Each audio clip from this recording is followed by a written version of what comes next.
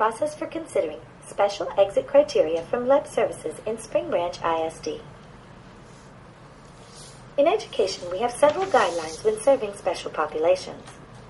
The two subpops we are going to discuss today are LEP students, or Limited English Proficient students, and students served by special education. More specifically, we are going to discuss dually labeled students, or those kiddos that fall under both categories. Let's take Arturo, for example. Arturo is a native Spanish speaker. He is an 8th grader that came to the United States in elementary school a few years ago. Arturo was first served in a bilingual classroom until he transitioned to the ESL program when he came to middle school. Because Arturo is a second language learner, the rate at which he acquires English is measured and monitored by his teachers, our district, TEA, and the federal government. Now let's talk about the day that Arturo may no longer need second language support in English. Maybe Arturo has reached the highest levels of language acquisition, or maybe, due to his disability, he's not expected to move beyond a certain language level. Either way, it may be time to determine if ESL services are still appropriate for Arturo, or if he should potentially exit our ESL program. As with everything in education, TEA has a specific process for exiting any student from bilingual or ESL services.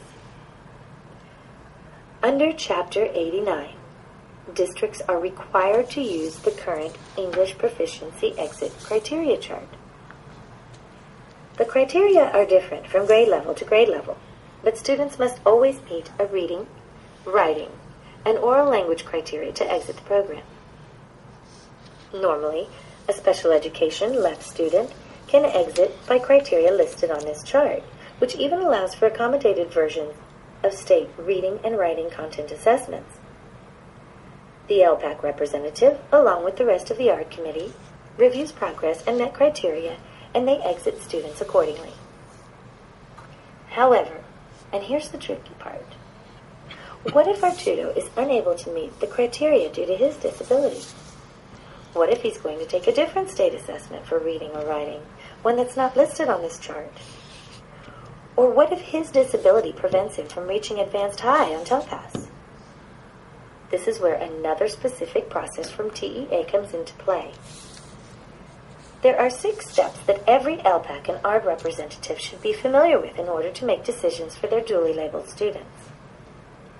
Key ARD and key LPAC members should collaborate and should always have the state guidelines handy during their meetings. This is because the state of Texas is very specific about the criteria and how you go about setting it. The entire process can be found on TEA's website, but here is an outline of the steps. And here's a brief summary. In step 1, a meeting is scheduled between key ARD and key LPAC members at or near the beginning of the school year. They need to evaluate whether Arturo potentially qualifies for exit. In step 2, they would discuss if there is evidence of a need. Now, this process is not for groups of students. So in this step, the parties are going to really discuss Arturo as an individual. Before they discuss any of the evidence they may have, they should ask themselves, would taking ESL services away from Arturo negatively affect him in any way? If the answer is yes, Arturo is not a good candidate for this process, and we would leave him in the ESL program because we do not want to take away services that are supporting our students. But if they feel that ESL services are no longer benefiting him, each member would discuss and document the data they have that supports their recommendation. Examples of acceptable testing and historical evidence and data are also available on TEA's website.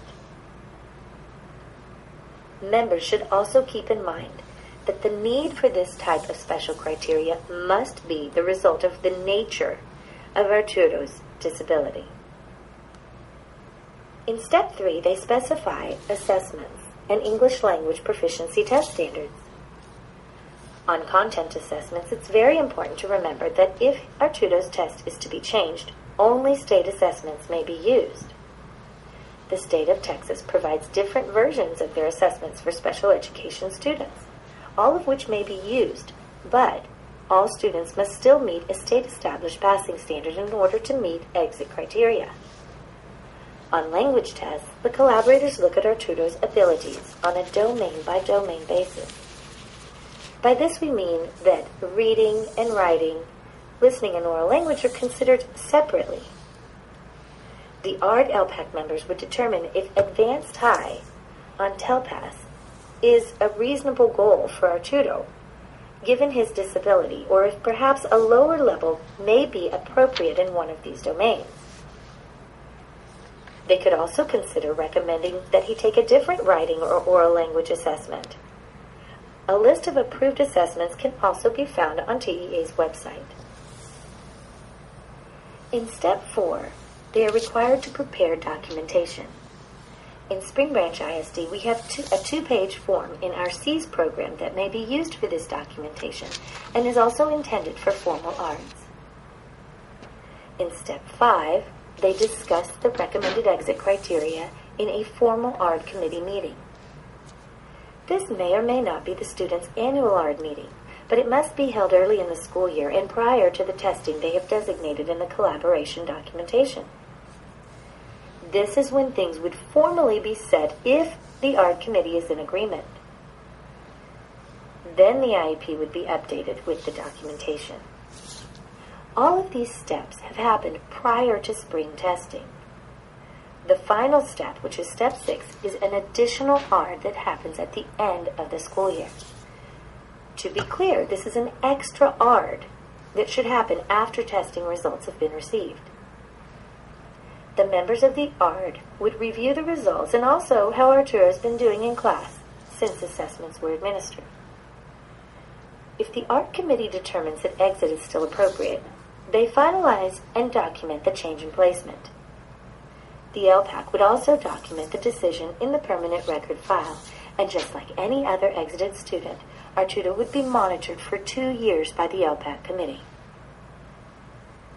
Please note that this is a fictitious special education lab student, and only an example of how you may set special criteria if there is a need.